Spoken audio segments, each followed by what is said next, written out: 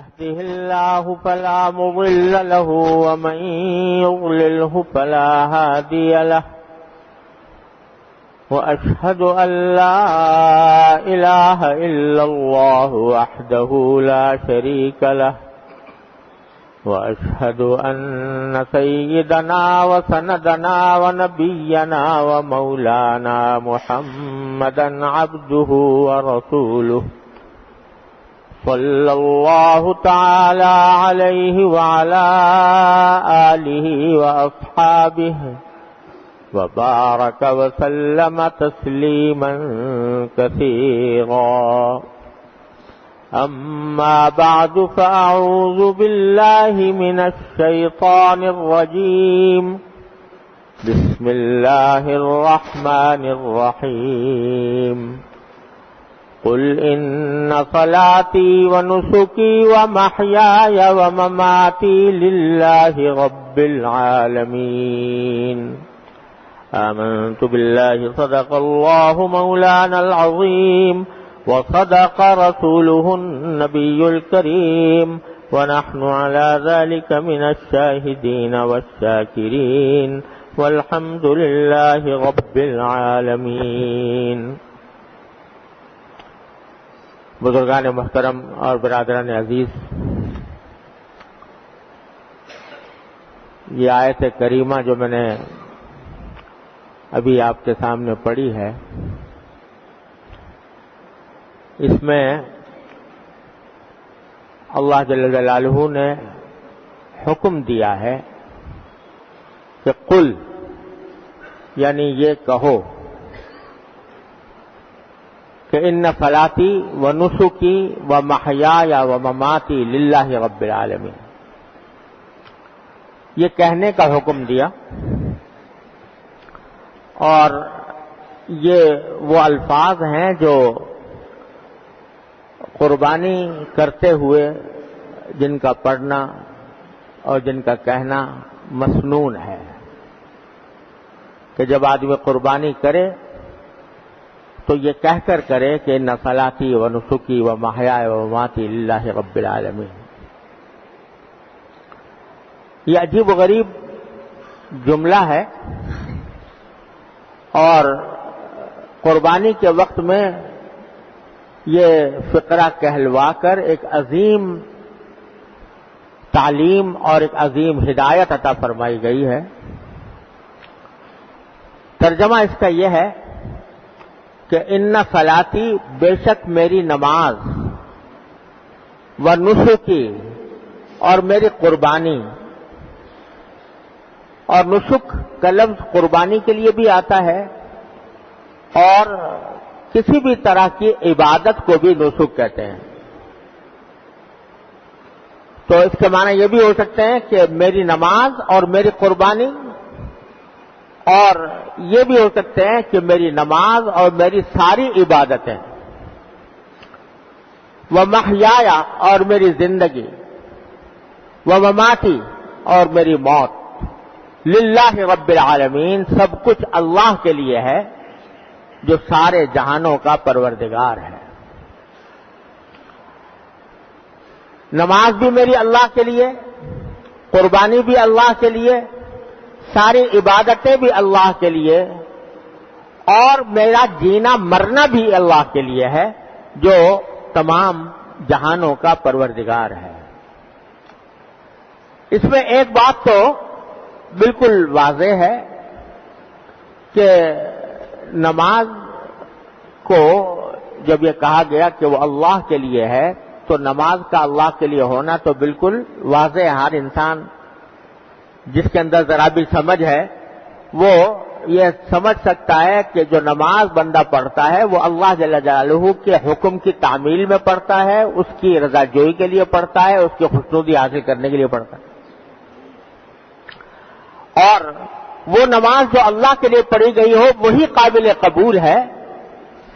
اگر کوئی اور مقصد ہے، اللہ بچائے، تو وہ اللہ تعالیٰ کے ہاں قبول ہی نہیں، وہ نماز ہی نہیں حقیقت میں. کوئی شخص نماز پڑھے اور دکھاوے کے لیے پڑھے، وہ اللہ کے ہاں اس کی دمڑی برابر بھی قیمت نہیں. یا کوئی شخص نماز پڑھے اور جسمانی ورزش کرنے کی غرض سے پڑھتا ہو، اس کی کوئی قدر و قیمت نہیں. یہ اللہ تبارک و تعالیٰ کے لیے خالص اس لیے کہ میں اللہ جل جلالہ کا بندہ ہوں، اس نے مجھے حکم دیا ہے، اس کے مطابق میں عمل کر رہا ہوں، تو وہ نماز قابل قبول ہے.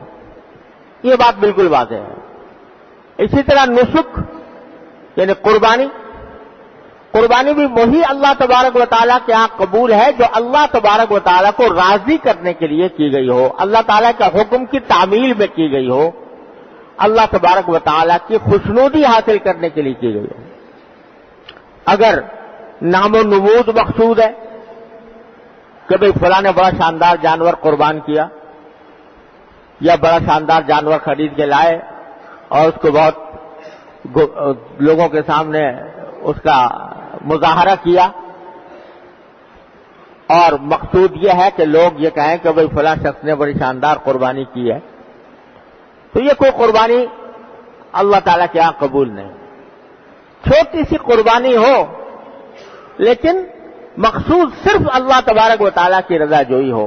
سب سے پہلی قربانی جو انسانیت کی تاریخ میں کی گئی تھی وہ حضرت آدم علیہ السلام کے دو بیٹوں نے کی تھی، ایک حابیل ایک قابیل.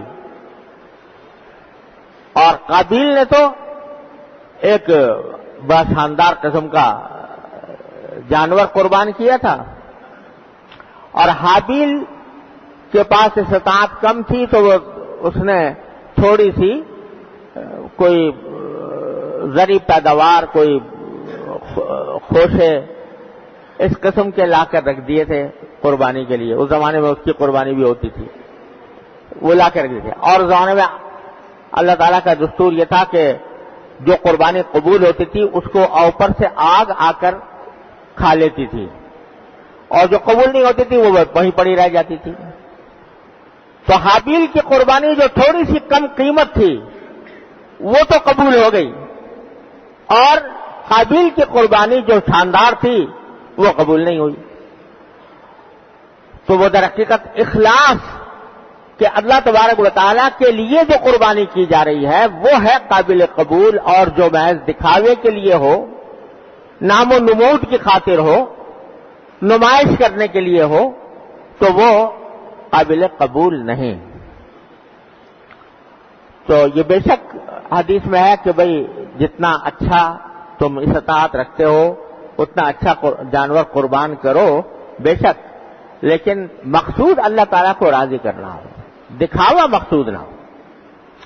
تو یہ بات بھی واضح ہے کہ میری قربانی اللہ کے لیے ہے. اور جیسے میں نے اس کیا کہ نسک کے معنی تمام عبادتوں کو بھی شامل ہوتے ہیں، وہ چاہے زکوٰۃ ہو، چاہے حج ہو، چاہے صدقہ ہو، چاہے عمرہ ہو، تلاوت ہو، ذکر ہو، تسبیح ہو، یہ ساری عبادات نسک کے اندر آتی ہیں. تو میری ساری عبادتیں اللہ کے لیے ہیں، میں اللہ تبارک و تعالیٰ کو راضی کرنے کی خاطر یہ کام کر رہا ہوں. یہ تو واضح ہے. آگے یہ فرمایا میرا جینا اور مرنا بھی اللہ کے لیے ہے، میری زندگی بھی اللہ کے لیے، میری موت بھی اللہ کے لیے جو رب العالمین ہے. جو زندگی اللہ کے لیے کیسے ہے؟ زندگی کو یہ کہنا کہ وہ اللہ رب العالمین کے لیے ہے، اس کا کیا مطلب ہے؟ اس کو سمجھنے کی ضرورت ہے. اور در حقیقت یہ جملہ کہلوا کر، قربانی کے وقت میں یہ جملہ کہلوا کر اسی حقیقت کی طرف ہمیں متوجہ فرمایا جا رہا ہے. زندگی اللہ کے لیے ہونے کے دو معنی ہیں.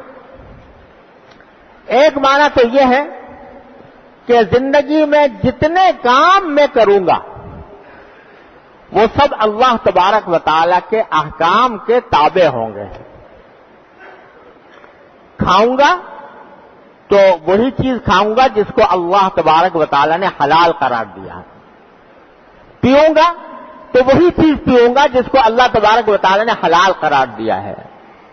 اور جن چیزوں کو حرام کیا ہے ان کو کے پاس نہیں جاؤں گا، ان کو کھاؤں گا نہیں، ان کو پیوں گا نہیں. کماؤں گا تو اسی طریقے سے کماؤں گا جس طریقے کو اللہ تبارک و تعالیٰ نے حلال قرار دیا ہے. اور جو طریقہ کمائی کا حرام قرار دیا ہے وہ میرا کمائی کا طریقہ نہیں ہوگا.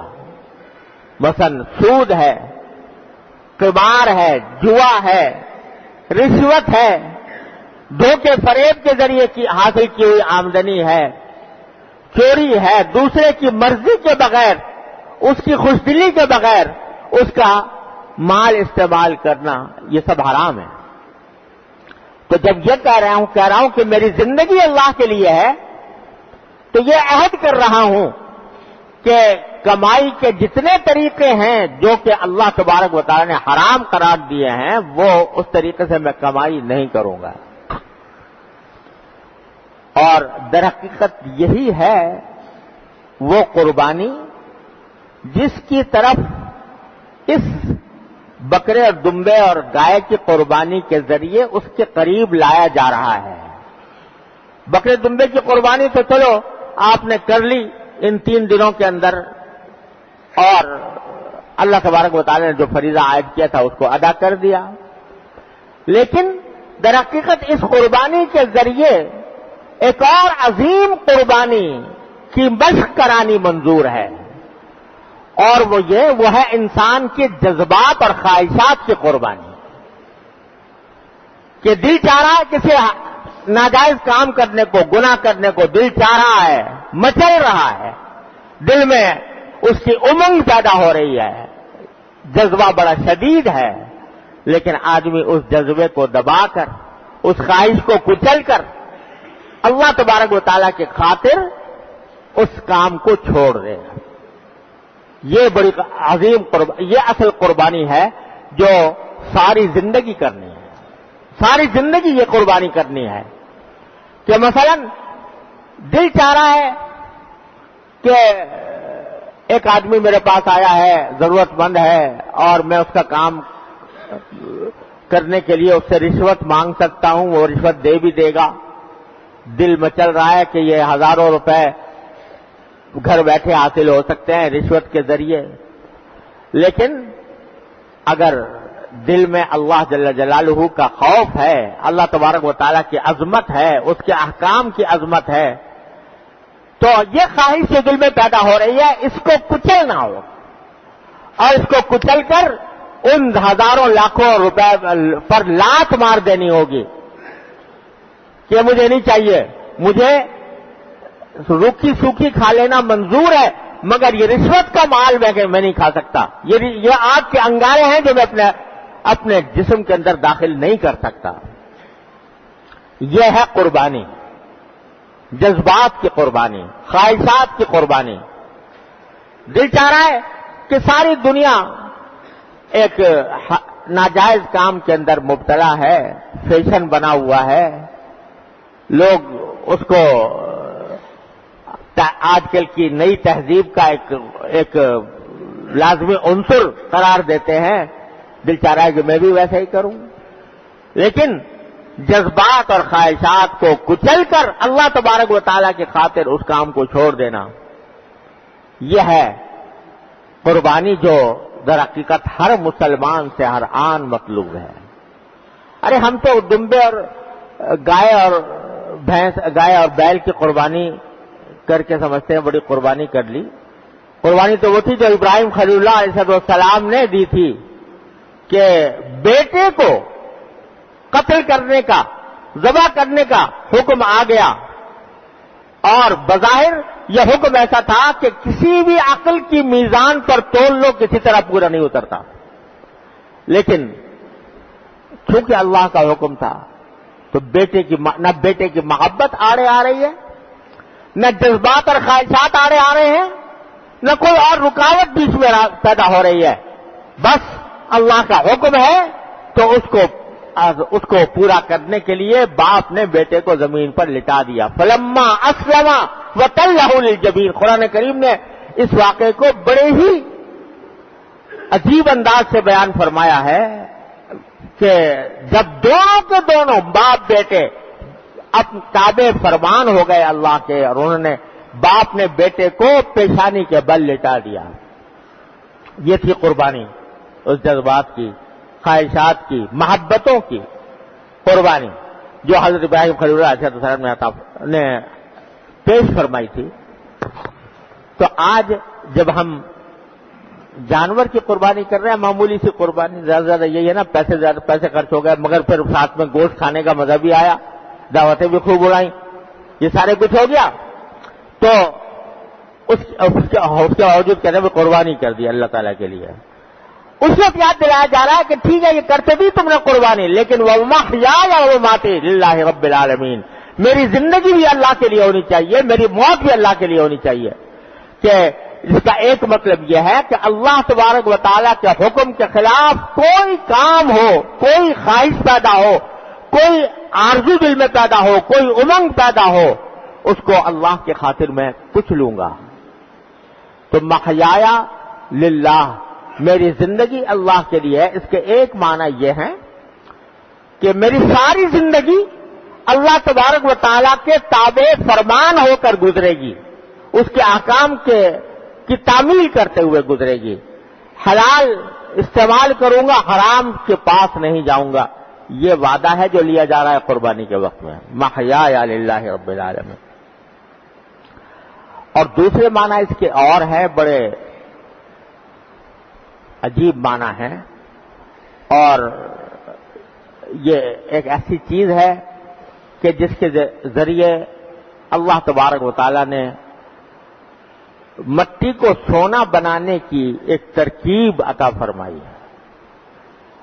وہ یہ کہ جتنے حلال کام ہیں جو ہم صبح سے لے کر شام تک انجام دیتے رہتے ہیں، کھانا پینا، سونا جاگنا، ہنسنا بولنا، لوگوں سے میرا ملاقات کرنا، رشتہ داروں کے ساتھ اٹھنا بیٹھنا، یہ سارے حلال کام ہیں، یہ ہم انجام دے رہے ہیں. حلال کے معنی کیا ہے؟ حلال کے معنی یہ ہے کہ ان کے کرنے پر کوئی گناہ نہیں. اگر ہم حلال کھانا کھا رہے ہیں تو کوئی گناہ نہیں، اور نہ گناہ نہ ثواب. حلال کے معنی یہ ہوتے ہیں نہ گناہ نہ ثواب، سب جائز ہے تمہارے لیے. لیکن اگر انہی کاموں کو تم اللہ کے لیے بنا لو، یعنی ان کاموں کو انجام دیتے وقت اللہ تبارک و تعالیٰ کی رضا جوئی اور اس کی خوشنودی کی نیت کر لو، تو یہ سارے کام جو بظاہر حلال اور مباح تھے، یہ سب تمہارے لیے موجب اجر و ثواب بن جائیں گے. مثلا کھانا ہے، یہ کھانا حلال ہے، جائز ہے. کھانے پر نہ کوئی کھانا بذات خود کوئی عبادت نہیں ہے، ایک حلال کام ہے، اللہ تعالیٰ نے اجازت دی ہے. لیکن اگر اس کھانے کو کھانا کھاتے وقت نیت کرو ایسی جو اللہ تبارک و تعالیٰ کو راضی کرنے والی ہو کہ یہ کھانا میں اس لیے کھا رہا ہوں کہ نبی کریم سرور دو عالم صلی اللہ علیہ وسلم نے ارشاد فرمایا کہ ان لنفسک علیک حقا، کہ تمہارے اپنی جان کا بھی تمہارے اوپر کچھ حق ہے. اور وہ حق یہ ہے کہ یہ اللہ کی دی ہوئی مشین ہے، یہ جسم جو کچھ بدن اللہ تعالیٰ نے عطا فرمایا ہے اللہ تعالیٰ کا دیا ہوا ہے، اللہ تعالیٰ کی دی ہوئی مشینری ہے. اس کی سروس کرنا، اس کو وقت پر اس کے لیے غذا مہیا کرنا، یہ بھی اللہ تعالیٰ نے میرے ذمے ایک فریضہ رکھا ہے. تو میں اپنے نفس کے حق کو ادا کرنے کے لیے یہ کھانا کھا رہا ہوں، اور اس لیے کھا رہا ہوں کہ اللہ تبارک و تعالیٰ کی عطا ہے، اور اس کا نام لے کر کھا رہا ہوں، بسم اللہ الرحمن الرحیم پڑھ کر کھا رہا ہوں، سنت کے مطابق کھا رہا ہوں، جس طرح نبی کریم سرور دو عالم صلی اللہ علیہ وسلم کی سنت تھی اس طرح کھا رہا ہوں. اور اس کے کھانے کے اوپر میں اللہ تعالیٰ کا شکر ادا کرتا ہوں. چنانچہ حدیث میں آتا ہے کہ جب کھانا سامنے آئے تو بندہ یہ کہے کہ اللہم لک الحمد بما رزقتنیہ من غیر حول منی ولا قوہ، اے اللہ آپ کا شکر ہے کہ آپ نے مجھے یہ کھانا بطور رزق عطا فرمایا، من غیر حول منی ولا قوہ. اس کو حاصل یہ میری کوئی طاقت میں نہیں تھا کہ یہ میں کھانا خود سے حاصل کر سکتا جب تک کہ آپ کی طرف سے عطا نہ ہو. یہ کہو اللہم لک الحمد بما رزقتنیہ من غیر حول منی ولا قوہ. تو جب بندہ اللہ تعالیٰ کا شکر ادا کر کے کھا رہا ہے اور اس نیت سے کھا رہا ہے کہ اللہ تبارک و تعالیٰ نے میرے نفس کا میرے اوپر حق رکھا ہے، تو یہی کھانا جو حلال تھا، مباح تھا، جس پر کوئی ثواب اپنی ذات میں نہیں تھا، اس نیت کے نتیجے میں وہ تمہارے لیے عبادت بن گیا، وہ تمہارے لیے اجر و ثواب بن گیا۔ چنانچہ حدیث میں رسول کریم سرور دو عالم صلی اللہ علیہ وسلم کا ارشاد ہے کہ الطاعم الشاکر بمنزلۃ الصائم الصابر، وہ شخص جو کھانا کھائے اور شکر ادا کرے اللہ تعالیٰ کا، وہ اتنا ہی ثواب ملتا ہے اس کو جیسے کہ کوئی شخص روزہ رکھے اور صبر کرے، کھانا کھانے سے صبر کرے۔ روزے دار کا ثواب ہے اس کھانے والے پر جو اللہ تعالیٰ کو راضی کرنے کے لیے کھائے اور شکر ادا کرے اس کا۔ تو صبح سے لے کر شام تک کی زندگی میں جتنے افعال ایسے ہیں جو جائز ہیں، جن کے اوپر اپنی ذات میں کوئی ثواب نہیں تھا، اپنی ذات میں وہ عبادت نہیں تھے، لیکن تم اگر ان کو اللہ کے لیے انجام دو تو اللہ کو راضی کرنے کے لیے ان کو انجام دو تو وہ سارے کے سارے تمہارے لیے عبادت بن جاتے۔ سونا ہے تو آدمی اگر اس لیے سوئے کہ میں نیت یہ کرے میں اس لیے سو رہا ہوں کہ 6 گھنٹے 8 گھنٹے کی نیند یہ بدن کو صحیح سالم رکھنے کے لیے ضروری ہے، اور اس لیے کر رہا ہوں تاکہ اس کے ذریعے نشاط پیدا ہو، قوت آئے، چستی پیدا ہو، اور اس چستی کو میں اللہ تبارک و تعالیٰ کی رضا کے کاموں میں استعمال کروں، تو یہ سونا بھی عبادت، یہ سونے کے اوپر بھی اجر و ثواب اللہ تبارک و تعالیٰ کی طرف سے۔ غرض زندگی کے صبح سے لے کر شام تک کے اعمال میں سے کوئی عمل ایسا نہیں ہے جو حسن نیت کے برکت سے اللہ تبارک و تعالیٰ کو راضی کرنے کی نیت سے وہ عبادت نہ بن سکتا ہو اور انسان کے لیے وہ اجر و ثواب کا سبب نہ بن سکتا ہو۔ یہ معنی ہے محیایا للہ، میری ساری زندگی اللہ کے لیے ہے، یعنی جو کام بھی میں کر رہا ہوں وہ اللہ تبارک و تعالیٰ کو راضی کرنے کے لیے کر رہا ہوں۔ میرے شیخ حضرت عارفی قدس اللہ تعالیٰ سرہ فرمایا کرتے تھے کہ ہر مومن کو یہ چاہیے کہ فجر کے وقت، فجر کی نماز کے بعد جو دعائیں کرتے ہیں تو ان دعاؤں میں ایک یہ جملہ بھی کہتے ہیں کہ ان صلاتی و نسکی و محیای و مماتی للہ رب العالمین، اور یہ کہتے ہیں کہ یا اللہ آج دن بھر میں جتنے کام کروں گا وہ آپ کے لیے ہوں گے، آپ کی رضا جوئی کے لیے ہوں گے۔ کھانا کھاؤں گا تو، پانی پیوں گا تو، گھر والوں کے ساتھ ملوں گا تو، کیونکہ آپ نے ان کے حقوق رکھے ہیں ان کی ادائیگی کے لیے، اور سونا جاگنا سب کچھ جو کچھ کروں گا وہ آپ کی رضا کی خاطر کروں گا۔ ان صلاتی و نسکی و محیای و مماتی للہ رب العالمین۔ تو اس کے بعد انسان جب کوئی کام کرے تو اس کے اندر اللہ تعالیٰ کو راضی کرنے کی نیت شامل کر لے تو انشاءاللہ اس کی پوری زندگی اللہ کے لیے ہو جائے گی، پوری زندگی عبادت بن جائے گی۔ یہ میں نے عرض کیا تھا کہ یہ وہ نسخہ ہے کہ جس کے ذریعے واقعتاً مٹی کو سونا بنایا جا سکتا۔ یہ سارے اعمال مٹی تھے لیکن حسن نیت کی برکت سے یہ سونا بن گئے، یہ جنت کے ٹکٹ بن گئے، جنت کا راستہ بن گیا۔ تو اس کو یہ اتنی بڑی عظیم چیز ہے جس کا سبق دیا گیا ہے میں قربانی کرتے وقت، ان صلاتی و نسکی و محیا و مماتی للہ، میری موت بھی اللہ کے لیے۔ کیا مانا کہ میں راضی ہوں جس وقت بھی اللہ تبارک و تعالیٰ مجھے بلانا چاہے میں راضی ہوں اس کے اوپر، کیونکہ موت بھی میری اللہ کے لیے ہے۔ تو اس طرح انسان کی پوری زندگی عبادت میں تبدیل ہو جاتی ہے۔ اللہ تبارک و تعالیٰ اپنے فضل و کرم اپنے رحمت سے ہمیں اس حقیقت کو سمجھنے کی اور اس کے مطابق عمل کرنے کی توفیق عطا فرمائے۔ وآخر دعوانا الحمدللہ رب العالمین۔